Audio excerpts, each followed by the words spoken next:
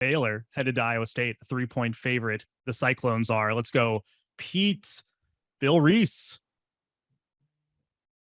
Well, this has been a wondrous slog of a series. Baylor by 2 last year, Iowa State by a touchdown in Ames the year before, Baylor by 2 in Waco previously. I I don't have a ton of conviction in this game, and when that happens, because there's a lot of new, right? You've got generally new starters at quarterback. You've got just enough to make me go with, you know what, the let's go with the home team here, and I'm going to take Iowa State, and just think Xavier Hutchinson can make enough plays and have enough wiggle to allow the Cyclones to hold on. I would bet the under in this game too. Yeah. I think that's going to be, we got 2 new quarterbacks we heard a lot of good things about in the offseason. Hunter Deckers for Iowa State, we heard just nonstop great things about him from spring ball, and fans were buying in massively, which isn't that surprising with a new quarterback. But he against Ohio and Southeast Missouri State was pretty much perfect. Against Iowa, he pretty much was the opposite of that.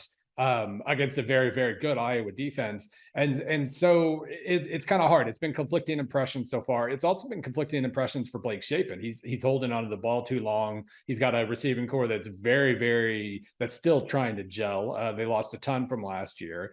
He's been mostly solid, but he does take some sacks, and Iowa State could take advantage of that. I don't feel like we know nearly enough about Iowa State at this point, but I like what I've seen so far from the defense, especially. This feels like a particularly John Haycock defense so far, and I figure they make enough stops. So especially with the points there, I'm going to go with the home team too. I'm going to go with Baylor. I don't have a lot of conviction on this game either, and Shapen holding the ball with Will McDonald IV out there gives you pause for sure. But I think when in doubt, you go with the team that you think is a little better, a little more proven. And if you're going to give me a field goal in a game that I think will likely be decided by about a field goal one way or the other, I'll take the underdog and the road dog, and I'll take Baylor in the points.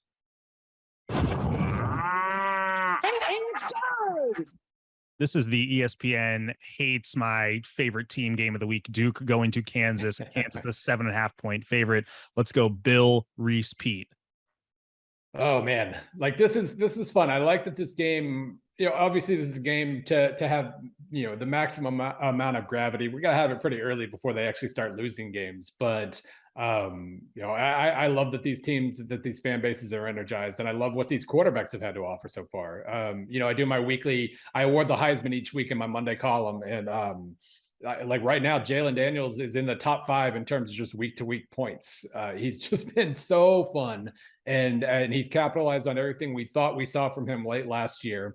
And Kansas is a really fun team. Their defense still is not trustworthy, even slightly, and it's going to backfire on them when we get further into conference play. But I think, what do we say the line was in this game? 7? 7.5. Man, now I'm talking myself out of it. If it was 6.5, I would definitely be going Kansas. So this is pretty tricky because Duke can also move the ball.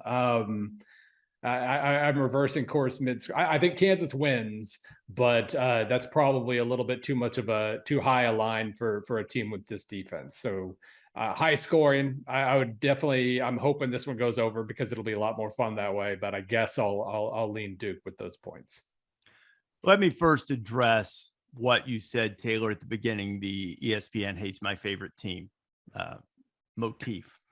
I know some people at Kansas were upset. We can tend to be a prisoner of the moment when it comes to selecting game day sites. You go to Appalachian State, it's off the beaten path. You get an unbelievable scene, and you think, where's another off the beaten path place to go the following week? Well, Kansas and Duke are both undefeated. That's an unusual thing. All of these basketball powers are undefeated. Kansas, Duke, Indiana, Carolina, which seems like Carolina's lost, but they haven't. Anyway, I digress. You got to wait a little bit. You've got to earn it a little bit more to get game day to come to Larrytown for football. Well, we've been there 1,000 times for basketball, and I love it. There is nothing. There are a few culinary delights that are bad for you, better than going to the Wheel and getting a Wang burger, which is a burger with a nice fried egg or two on it. delicious. And I love going to Larrytown. But you're going to have to show me a little bit more first before you get game day. I mean, the poor people up in the Palouse sent a flag around the country for 15 years before they finally got a visit from College Game Day. So I'm not apologizing for not being in Lawrence this week. That said, I really like what Lance Leipold is doing. Bill has hit on Jalen Daniels, who I think is terrific.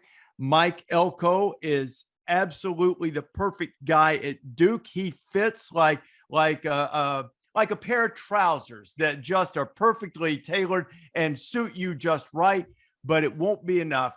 Too much offense for Kansas. And I say I will take Rock Chalk Jayhawk and the cover while still not apologizing for game day not being there. Thanks for watching ESPN on YouTube. For live streaming sports and premium content, subscribe to ESPN+.